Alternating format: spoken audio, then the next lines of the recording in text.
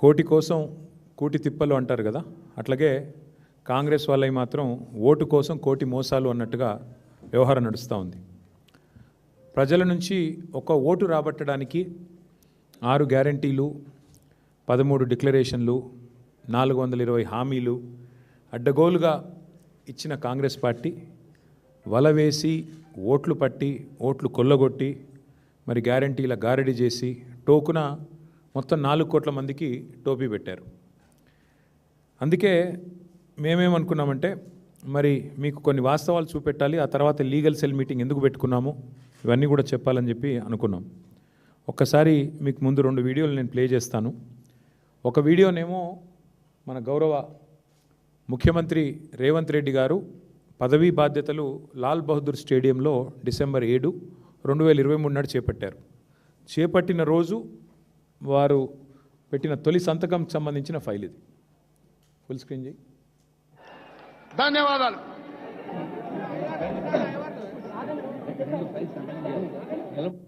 చేస్తారు. గౌరవ ముఖ్యమంత్రి గారు ఎన్నికల ప్రచారంలో భాగంగా తమ ప్రభుత్వం ఏర్పడగానే 6 గ్యారంటీలకు సంబంధించిన ఫైల్ మీద తొలి సంతకం చేస్తానని వాగ్దానం చేశారు. ఈ 6 గ్యారంటీల అమలుకు సంబంధించి అభయహస్తం చట్టానికి మార్గాన్ని సుగమం చేస్తూ ఇప్పుడు తొలి ఫైల్ పై సంతకం చేస్తారు. I request officers concern to bring the file.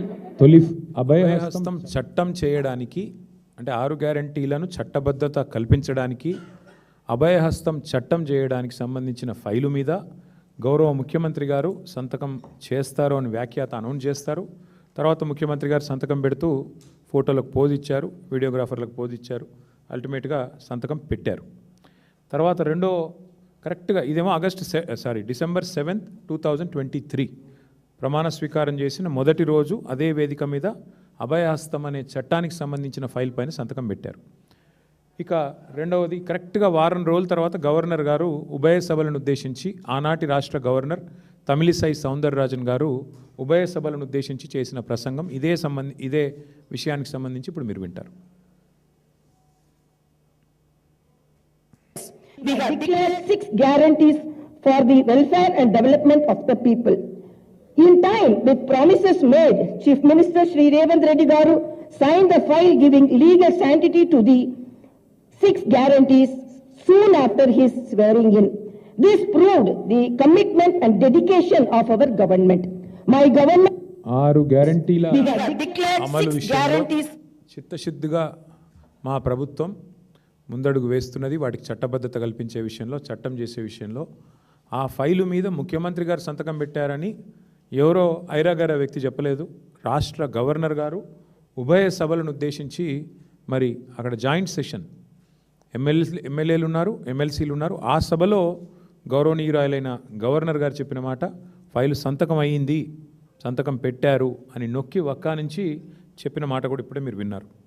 మరి 100 గ్యారంటీలు, 6 రోజులు, ఫైళ్ళు, సంతకాలు, 6 గ్యారంటీలు చట్టబద్ధత, స్టాచ్యూట్ చేస్తున్నాము, చట్టం చేస్తున్నామని చెప్పి ఇప్పుడు 840 రోజులు మరి గడిచిపోయింది. 6 గ్యారంటీల్లో ఈరోజు వరకు అర గ్యారంటీ కూడా అమలు కాలేదు. నిజంగా చెప్పాలంటే ప్రపంచ ఎన్నికల చరిత్రలోనే అతి పెద్ద ఫ్రాడ్ ఏదైనా ఉంది అంటే కాంగ్రెస్ యొక్క అభయహస్తం మేనిఫెస్టో. అందుకే ఇవాళ మేము కూర్చున్నాం, లీగల్ సెల్ అంతా కూర్చున్నాం. మా సీనియర్ నాయకులు, న్యాయ నిపుణులు, మాజీ అడ్వకేట్ జనరల్ గారితో కూర్చొని ఇవాళ మేము ఒక బిల్లు, ప్రైవేట్ మెంబర్ బిల్లుని తయారు చేశాం. తయారు చేసిన బిల్లు యొక్క కాపీ ఇది. ఈ బిల్లు ఏదైతే ఉన్నదో రాష్ట్ర శాసనసభలో, శాసన మండలిలో మేము ప్రవేశపెట్టబోతా ఉన్నాం. ఈ వచ్చే శుక్రవారం రోజు ప్రవేశపెట్టబోతా ఉన్నాం. 6 గ్యారంటీలకు చట్టబద్ధత కల్పిస్తూ 6 గ్యారంటీలకు చట్టబద్ధత కల్పిస్తూ మరి వెంటనే దీన్ని ఆమోదించాలని కోరుతూ ఈ బిల్లును మేము ఇంట్రడ్యూస్ చేయబోతా ఉన్నాం. సరే, మీరు అడగొచ్చు, ఒక ప్రైవేట్ మెంబర్ బిల్లు పెట్టొచ్చా? బిల్స్ అన్నీ గవర్నమెంట్ కదా పెట్టాలి. ఉమ్మడి ఆంధ్రప్రదేశ్లో మనకు ఒక చరిత్ర ఉంది. ఉమ్మడి ఆంధ్రప్రదేశ్లో గౌరవనీయులు నందమూరి తారక రామారావు గారు ముఖ్యమంత్రిగా ఉన్నప్పుడు 1986 ఆ టైంలో అనుకుంటాను, ఆ రోజు ఒక ప్రైవేట్ మెంబర్ బిల్లు ప్రవేశపెట్టడం జరిగింది. ఆనాటి భారతీయ జనతా పార్టీ ఫ్లోర్ లీడర్గా ఉన్న సిహెచ్ విద్యాసాగర్ రావు గారు ఒక ప్రైవేట్ మెంబర్ బిల్లు ప్రవేశపెడితే గవర్నమెంటు దాన్ని ఆహ్వానించి దాన్ని చట్టం కూడా చేసింది. అంటే ఈ రాష్ట్రంలో ప్రెసిడెంట్ ఉంది, ఉదాహరణ ఉంది, ఇదివరకు జరిగిన ఉదంతం మన కళ్ళ ముంగటనే ఉంది. అంటే గవర్నమెంట్కు సంస్కారం ఉంటే, గవర్నమెంట్కు చిత్తశుద్ధి ఉంటే, ప్రజల పట్ల ప్రేమ ఉంటే ఎవరు బిల్లు ప్రవేశపెడితే ఏమి మద్దతు ఇవ్వడానికి. అందుకే మేము రాష్ట్ర ప్రజల తరపున ప్రభుత్వాన్ని కోరుతా ఉన్నాం. మీరు సంతకం పెట్టిన ఫైలు మరి ఇప్పటివరకు దొరకట్లేదు. తప్పకుండా దాన్ని కూడా వెతుకుతాం, పట్టుకుంటాం. కానీ ఈ లోపల మీకు ఇబ్బందిగా ఉంది కాబట్టి, మీరు పెట్టలేకపోతున్నారు కాబట్టి మేము బిల్లు తయారు చేసుకొని వచ్చినాం. మరి ఆ బిల్లును దయచేసి ప్రవేశపెట్టే విధంగా సహకరించాలని గౌరవ స్పీకర్ గారిని కలుస్తాం, చైర్మన్ గారిని కలుస్తాం, మెంబర్లందరికీ బిల్లు కాపీస్ ఇస్తాం, ఇచ్చి ఈ బిల్లుకు మద్దతు ఇవ్వాలని చెప్పి కూడా మా లాబింగ్ కూడా మేము చేస్తాం. ఎందుకంటే అల్టిమేట్గా ఈ చట్టం చేయడానికి నాకు తెలిసినంత వరకు మరి ఎవరికి ఇబ్బంది ఉండకూడదు. ఇచ్చింది కాంగ్రెసే కదా, మాట ఇచ్చింది కాంగ్రెసు. ఎన్నికల మేనిఫెస్టోనే అభయహస్తం 6 గ్యారంటీలు 100 రోజులు. కాబట్టి కాంగ్రెస్కి అభ్యంతరం ఉండడానికి అవకాశం లేదు. ప్రధాన ప్రతిపక్షం మేము, మరి అటు అధికార పక్షము ప్రధాన ప్రతిపక్షం కలిసిన తర్వాత మేమే బిల్లు పెడుతున్న తర్వాత పాస్ కాకపోయే సమస్య లేదు. అటు శాసనసభలో కానీ అటు కౌన్సిల్లో కానీ దబ్బన బీజేపీ వ్యతిరేకించినా ఏం పెద్ద ఇబ్బంది ఏమి ఉండదు, ఎందుకంటే వారికి ఇష్టం లేకపోవచ్చు. కాబట్టి మేము ఖచ్చితంగా ఈ బిల్లును ప్రవేశపెడతాము. దీనికి సహకరించాల్సిందిగా గౌరవ ప్రభుత్వాన్ని కూడా మేము కోరుతా ఉన్నాం. మరి ఇంకా విచిత్రమైన విషయం ఏంటంటే ఈరోజు మాకు అర్థం కాని విషయం, సరే మేమేమో ఇప్పటిదాకా కూర్చొని ఆలోచనలు చేస్తూ ఉన్నాం, ఎట్లా మరి ఈ బిల్లును ముందుకు తీసుకొని పోవాలి, ఎట్లా దీనికి మద్దతు వచ్చే విధంగా మద్దతు కూడగట్టాలి అనే ప్రయత్నం మేము చేస్తూ ఉన్నాం.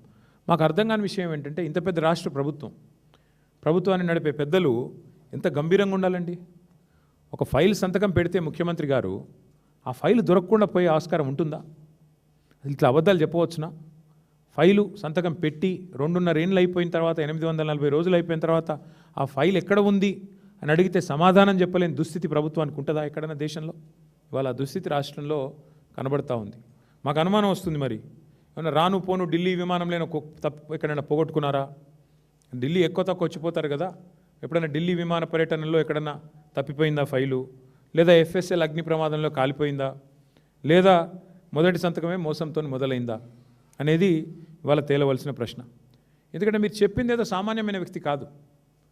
రాజ్యాంగబద్ధమైన పదవిలో ఉన్న గవర్నర్ గారు, రాజ్యాంగబద్ధమైన పదవిలో ఉన్న ముఖ్యమంత్రి గారు ఈరోజు ఈ రాష్ట్రంలోనే ఒకరు కాన్స్టిట్యూషనల్ హెడ్, ఒకరు గవర్నమెంట్ హెడ్.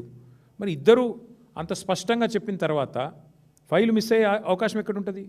3 బడ్జెట్లు అయిపోయినాయి, మిగిలింది ఇంకొకే ఒక్క బడ్జెట్. ఇక లాస్ట్ ఇయర్ బడ్జెట్ ఎట్లాగూ ఎలక్షన్ బడ్జెట్, 2028లో జరిగే బడ్జెట్ ఎట్లాగూ ఎన్నికల బడ్జెటే, దానికి పర్థం ఏమి ఉండదు. ఎందుకంటే అది ఫుల్ ఇయర్ బడ్జెట్ కూడా కాదు, మధ్యలోనే ఎలక్షన్ కూడా వస్తుంది. కాబట్టి మీకు మిగిలింది ఒకే ఒక్క బడ్జెట్ 2027. మరి అందుకే ఈ 6 గ్యారంటీల విషయంలో మేము పట్టుబడుతున్నాం. అందుకే రాష్ట్ర ప్రజలకు న్యాయం జరగాలి. మహిళలకి 2,500 రూపాయలు మీరు ఇచ్చిన హామీ మేరకు రావాలి. వెంటనే మహాలక్ష్మి పథకం ప్రారంభం కావాలి. అట్లాగే 4,000 పెన్షన్ పెద్ద మనుషులందరూ ఎదురు చూస్తూ ఉన్నారు ఎప్పుడు ప్రారంభం అవుతుంది అని. చేయూత కింద 4,000 అన్నారు, వెంటనే ప్రారంభం కావాలనే ఈ మొత్తం రాష్ట్రంలోని పెద్ద మనుషులందరి తరపున ఈ ప్రైవేట్ మెంబర్ బిల్లు పెడతా ఉన్నాం.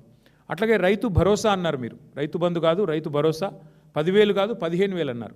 అది ఆ రాష్ట్రంలోని 70 లక్షల మంది రైతుల తరపున ఈ ప్రైవేట్ మెంబర్ బిల్లు పెడతా ఉన్నాం. రాష్ట్రంలోని 22 లక్షల మంది కౌలు రైతుల తరపున ఈ బిల్లు పెడతా ఉన్నాం. ఎందుకంటే మీరు కౌలు రైతులకు కూడా మరి 15,000 ఇస్తామని చెప్పారు, కాబట్టి కౌలు రైతుల తరపున ఈ బిల్లు పెడతా ఉన్నాం. అట్లాగే రాష్ట్రంలో ఉన్న 5 లక్షల మంది దివ్యాంగులకి మీరు ఇచ్చిన మాట 6,000 రూపాయల పెన్షన్ అని 100 రోజుల్లో, వారి తరపున ఈ బిల్లు పెడతా ఉన్నాం. రాష్ట్రంలోని విద్యార్థులందరూ ఎదురు చూస్తూ ఉన్నారు విద్యా భరోసా కార్డు, అది కూడా 6 గ్యారంటీల్లో ఒక హామీ. 5 లక్షల రూపాయల విద్యా భరోసా కార్డు ఇస్తామన్నారు. మరి రాష్ట్రంలోని విద్యార్థులందరి తరపున ఫీజు రీయింబర్స్మెంట్ బకాయిల కోసం ఎదురు చూస్తున్న రాష్ట్ర విద్యార్థులు వారి తల్లిదండ్రుల తరపున మరి ఈ బిల్లు ప్రవేశపెట్టబోతా ఉన్నాం. అసెంబ్లీలో జరిగే ఈ బడ్జెట్ సమావేశాల్లో ప్రతిపక్షంగా ఇది మా బాధ్యత కాబట్టి మరి దారుణంగా దగాబడ్డ తెలంగాణ ప్రజల తరపున ఈ బిల్లును మేము పెడతా ఉన్నాం. ప్రజలు కూడా అర్థం చేసుకోవాలని కోరుతా ఉన్నాం. వాళ్ళ ప్రభుత్వము చాలా స్పష్టంగా చెప్పింది, ముఖ్యమంత్రి గారు స్వయంగా అభయహస్తం చట్టం మీద సంతకం పెట్టారు ఆ ఫైల్ మీద అని ప్రభుత్వమే చెప్పింది. గవర్నర్ గారి చేత చెప్పించింది. 2023 డిసెంబర్లోనే ఇదంతా జరిగింది. ఇవాళ మనం మార్చ్ 2026లో మాట్లాడుతూ ఉన్నాం. 6 గ్యారంటీల విషయంలో అందుకే మీరు ఎవ్వరు దరఖాస్తులు పెట్టుకునే పని లేదు, దండాలు పెట్టే పని లేదు. ఏమొస్తుంది? చట్టం అయితే ఏం జరుగుతుంది? కొంతమందికి అనుమానం ఉండొచ్చు, అసలు ఈ చట్టం ఏంది, ఏం మాట్లాడుతున్నాడు ఈయన అని. చట్టం అయితే అడ్వాంటేజ్ ఏంటంటే ఈ రాష్ట్రంలోని ఆడబిడ్డలకి మన ముఖ్యమంత్రి గారు మాట్లాడారు కదా, మీరు చూసింటారు. ట్రాఫిక్ చలాన్లు అవసరమైతే ఎవరైతే ఆ చలాన్ పడుతుందో వాళ్ళ ఖాతాను డైరెక్ట్గా బ్యాంకులకి వెళ్ళి కట్ చేయాలి అని ముఖ్యమంత్రి గారు మాట్లాడారు. చట్టం అయితే ఏమవుతుందంటే మీకు కూడా సవలతు వస్తుంది, మీకు కూడా 2500 ఎదురు చూసి అక్కడ ఉండదు. చట్టం అయితే నా ప్రైవేట్ మెంబర్ బిల్లు పాస్ అయితే, కాంగ్రెస్ బీజేపీ సహకరిస్తే బిల్లు పాస్ అయితే ఏం జరుగుతుందంటే మా రాష్ట్రంలోని ఆడబిడ్డలందరికీ సచ్చినట్టు గవర్నమెంట్ 2500 ఇవ్వాల్సిందే, లేకపోతే డైరెక్ట్గా ఖాతాలకు వెళ్ళి కట్ చేసుకునే ఆటో డెబిట్ సౌకర్యం తప్పకుండా మీకు వస్తుంది. మీ ఖాతాల్లో వచ్చి పడుతుంది, లేదంటే బాకీగా మిగిలిపోతుంది. మీకు తప్పకుండా ప్రభుత్వానికి ఇయ్యక తప్పని పరిస్థితి వస్తుంది. రాష్ట్రంలోని పెద్ద మనుషులందరికీ 4000 పెన్షన్కి సంబంధించి చట్టబద్ధత వస్తే మీకు హక్కు వస్తుంది. ఆ హక్కుతో మీరు కోర్టుకు పోయి ఇగో చట్టం ఉంది వీళ్ళు ఇస్తలేరు అంటే కోర్టు మొట్టికాయలేసి గవర్నమెంట్తో మిత్తితో సహా మీకు కట్టించిస్తుంది. అవు గది లాభం అయ్యేది. రైతులకు హక్కు వస్తుంది. 6 గ్యారంటీల చట్టం అయితే హక్కు వస్తుంది. ఎట్లా హక్కు? మాకు 15,000 అన్నాడు, ఇస్తలేడు, ఇప్పటికే 3 సార్లు ఎగ్గొట్టిండు రైతు బంధు అని మీరు కోర్టుకు పోతే కోర్టు మొట్టికాయలేసి గవర్నమెంట్తోని ఖచ్చితంగా మీకు పైసలు ఇప్పిస్తుంది. రాష్ట్రంలోని విద్యార్థులకు లాభం అవుతుంది. 5 లక్షల విద్యా భరోసా కార్డు ఇయ్యక తప్పని పరిస్థితి గవర్నమెంట్కు ఆ అనివార్యత ఏర్పడుతుంది. అందుకే మేము మీ తరపున ఈ బిల్లు పెడతా ఉన్నాం. మీరు దరఖాస్తులు ఇవ్వాల్సిన అవసరం ఉండదు, దండాలు పెట్టవలసిన పని లేదు, ఇక అయ్యా అప్ప అని చెప్పి ఎవరిని బతిమలాడుకోవాల్సిన అవసరం కూడా ఉండదు. ఎట్లయితే ప్రభుత్వ ఉద్యోగులకు ప్రభుత్వం విధిగా జీతాలు ఇస్తుందో చట్టం చేస్తే అట్లాగే మీకు 4,000 రూపాయల పెన్షను, చట్టం చేస్తే అట్లాగే మీకు 2,500 మహిళలకి, 15,000 రైతులకి, అట్లాగే 5 లక్షల విద్యా భరోసా కార్డు విద్యార్థులకి మీకు వస్తుంది. చట్టం యొక్క ఉద్దేశం ఇది. ఇప్పుడు మన రాష్ట్రంలో దళితులకు ఎస్సీ ఎస్టీ సప్లాన్ ఉంది, గిరిజనులకి జనాభా ప్రకారం మీకు బడ్జెట్లో ఇంత వాటా కేటాయిస్తున్నామని ప్రభుత్వం చట్టం చేసింది. దాని ప్రకారం ఒకవేళ చట్టం అమలు చేయకపోతే ఆ పైసలు వచ్చే బడ్జెట్లో మళ్ళీ రోల్ ఓవర్ అయ్యే విధంగా వ్యవహారం చేసినారు. అట్లాగే మేమేమనుకున్నామంటే ఈ బిల్లు పాస్ అయ్యి చట్టం అయితే ఒకరిద్దరికి కాదు లాభం అయ్యేది. రాష్ట్రంలో 72 లక్షల మంది రైతులకి ఎకరానికి 15,000 రూపాయలు వస్తుంది. చట్టం అంటే ఇంకోటి మా రైతు కూలీలకి అది కూడా ఉంది ఇందులోనే. నరేగా చట్టం ఉంది కదా, మీకు తెలుసు కదా, ఈ మధ్యన దాని పేరు మార్చినట్టున్నారు, ఏదో రామ్జీ అని ఏదో పెట్టినారు. అట్లాగే మరి ఈ చట్టం అయితే ప్రైవేట్ మెంబర్ బిల్లు చట్టం అయితే 6 గ్యారంటీలది మీకు లాభం ఏంది అంటే యాసంగికి ఎగ్గొడతా, వానకాలం ఎగ్గొడతా అని చెప్పే హక్కు ముఖ్యమంత్రికి ఉండదు. ఇప్పటికి 3 సార్లు రైతు బంధు ఎగ్గొట్టిన ముఖ్యమంత్రికి తప్పదు. ఆయన మెడకు ఇదొక చట్రంలాగా బిగించి రైతు చేతుల్లో అప్పుడప్పుడు ఎద్దులు అటు ఇటు రుపుతుంటే బట్ట ఆపుతారు చూడు కళ్ళమేసి, అట్లా ముఖ్యమంత్రికి కూడా ముక్కుతాడేసే అవకాశం మా రైతన్నలకు దక్కుతుంది. అందుకే ఈ చట్టం చేయాలంటున్నాం. పాస్బుక్ ఉన్న ప్రతి రైతుకి దీనివల్ల లాభం అవుతుంది. రైతు బంధు ఆపే అవకాశం ప్రభుత్వానికి ఉండదు. అన్ని పంటలకు 500 బోనస్ అన్నారు. చట్టం అయితే మీకు బోనస్ కూడా ఇవ్వక తప్పని పరిస్థితి. అన్ని పంటలకు మొక్కజొన్న కావచ్చు, పత్తి కావచ్చు, సోయా కావచ్చు, మిర్చి కావచ్చు, అన్నిటికి ఇస్తామన్నారు. అన్నిటికీ మరి ఇచ్చే విధంగా చట్టం పనికొస్తుంది. బోనస్ అనేది బోగస్ కాకుండా కాపాడేది ఈ చట్టం. అట్లాగే రైతు కూలీలకు నెలకు 1000 రూపాయలు అన్నారు. ఈ చట్టం ద్వారా మీకు కూడా రైతు కూలీలకు కూడా లాభం అవుతుంది. ఆటో డ్రైవర్లకు నెలకు 1000 రూపాయలు అన్నారు. మరి మా రాష్ట్రంలోని 7 లక్షల మంది ఆటో అన్నలకి వాళ్ళకు కూడా ఈ చట్టంతో లాభం అవుతుంది. అందుకే దయచేసి నేను రాష్ట్ర ప్రజల్ని కూడా కోరుతా ఉన్నా, మీరు కూడా ఏం చేయాలంటే ఈ బిల్లు పెట్టిన తర్వాత మీ ఎమ్మెల్యేలను కలవాలి. మీ నియోజకవర్గంలో కాంగ్రెస్ అయితేంది, బీజేపీ అయితేంది, టీఆర్ఎస్ అయితేంది కలవాలి. కలిసి అన్న ఈ చట్టం వస్తుంది, మీరు దయచేసి ఓటేయాలి, ఓటేస్తే నాకు హక్కు వస్తుంది అని చెప్పి మీరు కూడా మరి మీ ప్రజాప్రతినిధుల మీద, గౌరవ ఎమ్మెల్యేలు, గౌరవ ఎమ్మెల్సీల మీద తప్పకుండా ఒత్తిడి తేవాలని చెప్పి కూడా నేను కోరుతా ఉన్నా. అట్లాగే రాష్ట్రంలోని ప్రతి వర్గానికి గ్రామాన నేను విజ్ఞప్తి చేస్తూ ఉన్నా, ఈ బిల్లు పెట్టిన తర్వాత తప్పకుండా 6 గ్యారంటీల మీద చట్టం చేయండి. చేస్తే ఆటో డెబిట్ అంటే మీరు చలాన్లకు ఎట్లయితే ప్రభుత్వం నా అకౌంట్లోకి వెళ్ళి కట్ చేస్తూ ఉంటుందో అట్లా ప్రభుత్వ అకౌంట్లోకి వెళ్ళి నాకు పైసలు పడేటట్టు మా కేటీఆర్ అన్న, మా బీఆర్ఎస్ పార్టీ చట్టం తెస్తున్నది. కాబట్టి దాన్ని మీరు అమలు చేయండి, దానికి మీరు వంతపాడండి, దానికి మద్దతు ఇవ్వండి అని గౌరవ ప్రజాప్రతినిధులను మీరు మోటివేట్ చేయండి, వారికి చెప్పండి. తెలియని వాళ్ళు ఉంటే చదువుకున్న వాళ్ళు తెలియజెప్పే విధంగా ఎఫర్ట్ పెట్టండి. ప్రభుత్వం ముక్కు పిండి మీ పైసలు మీ ఖాతాలో పడేందుకే ఈ చట్టం తీసుకొని వస్తున్నాము. అందుకే గల్లా బట్టి నిలదీసే విధంగా మరి ఈ రకంగా ముందుకు పోతున్నాం. ఈ చట్టం విషయంలో 6 గ్యారంటీల చట్టబద్ధత విషయంలో మరి తప్పకుండా అన్ని పార్టీలు సహకరించాలని గౌరవ స్పీకర్ గారు సెక్రటేరియట్ కూడా వారి శాసనసభ సెక్రటేరియట్ కూడా సిబ్బంది కూడా సహకరించాలని చెప్పి కూడా కోరుతూ ఈ 6 గ్యారంటీల చట్టబద్ధత విషయంలో మేము ఎంత సీరియస్గా ఉన్నామని చెప్పడానికే ఈరోజు ఈ బిల్లు కూడా డ్రాఫ్ట్ కూడా తయారు చేసి న్యాయ నిపుణులతో కూడా చర్చించి ఇది అవసరమైతే పబ్లిక్ డొమైన్లో కూడా పెడతాం. పబ్లిక్ కూడా ఏమైనా సజెషన్స్ ఇస్తే ఇవ్వచ్చు. దాని తర్వాత మండే ట్యూస్డే పోయి మరి ఆ శాసనసభలో శాసన మండలిలో ఇంట్రడ్యూస్ చేస్తాము. అల్టిమేట్గా ఫ్రైడే రోజు వస్తుంది ఓటింగ్కి. వచ్చినప్పుడు తప్పకుండా అందరూ సహకరించాలని మరొకసారి కోరుతూ వదిలిపెట్టాం ఈ ప్రభుత్వాన్ని. 6 గ్యారంటీల విషయంలో 420 హామీలు 13 డిక్లరేషన్ల విషయంలో తప్పకుండా పట్టుబడతామని చెప్పి మరొకసారి మర్చిపోయాను. ఈరోజు రంజాన్ పండుగ